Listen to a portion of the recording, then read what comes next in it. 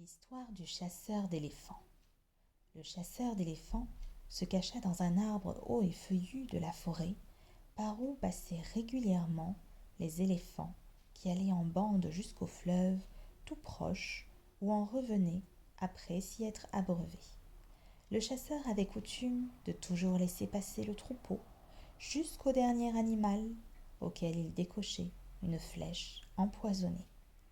Les autres éléphants fuyaient aussitôt et le chasseur descendait alors de sa cachette pour aller arracher les défenses de la bête, défenses qu'il revendait par la suite.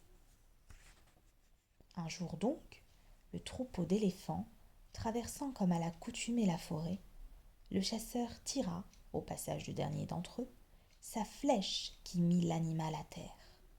Paniqué, le reste des éléphants fuit, mais bientôt le chef du troupeau était de retour, accompagné de ses congénères. Il se mit à scruter la flèche et la blessure. Lorsque la bête blessée mourut, bouleversé, le groupe d'éléphants et leur chef mêlèrent leurs cris les uns aux autres. Ils se répandirent, fouillant les alentours, arbre après arbre. Le chasseur sentit alors que sa vie était en danger. Les arbres étaient minutieusement fouillés l'un après l'autre. Puis le chef des éléphants arriva à l'endroit où le chasseur se cachait. Quand il vit ce dernier, il se mit à pousser l'arbre de sa trompe. L'arbre, pourtant très gros, trembla et vacilla. Il ne résista pas longtemps à l'assaut répété de l'animal. Il se coucha et se brisa, et le chasseur tomba. Celui-ci fut persuadé que l'éléphant allait le piétiner. L'éléphant s'approcha du chasseur, qu'il se mit à observer, ainsi que son arc et ses flèches. Les autres éléphants reculèrent. Leur chef se rapprocha encore plus du chasseur et l'entoura délicatement de sa trompe. Le chasseur crut qu'il allait de la sorte être étouffé, mais l'éléphant, au contraire, le déposa tout doucement sur son dos, reprit le chemin par où il était venu, et là pressa le pas suivi du reste des éléphants jusqu'à gagner le fleuve. À cet endroit, près de l'eau, d'entre les fissures des rochers, apparut un serpent immense qui émettait un son terrifiant. Les éléphants reculèrent et se tinrent à distance pour éviter son danger. Le grand éléphant, lui, fit descendre le chasseur de son dos et le laissa là, en faisant signe de sa trompe en direction du serpent, comme pour dire « Délivre-nous donc de lui, car il nous nuit beaucoup ».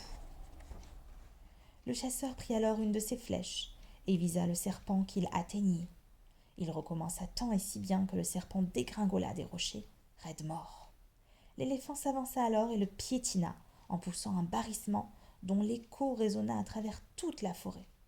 Il revint ensuite vers le chasseur, qu'il prit avec sa trompe, le posa sur son dos et se remit en route, suivi du reste du troupeau. Quelque temps plus tard, ils arrivèrent dans un vallon profond, jonché d'ossements d'éléphants morts. Le chef du troupeau se mit en quête de défense en ivoire, qu'il rassembla toutes en n'en laissant aucune. Les membres du troupeau en reçurent chacun leur cargaison, puis tous s'en retournèrent sur le chemin des caravanes. Le chasseur descendit, les éléphants déposèrent à terre leurs paquets d'ivoire. Le chasseur les prit, et grâce à cela, il gagna quantité d'argent, de sorte que désormais, il ne retourna plus à la chasse à l'éléphant, et les éléphants pouvaient en effet vivre en paix. Tout le monde était heureux dans cette situation.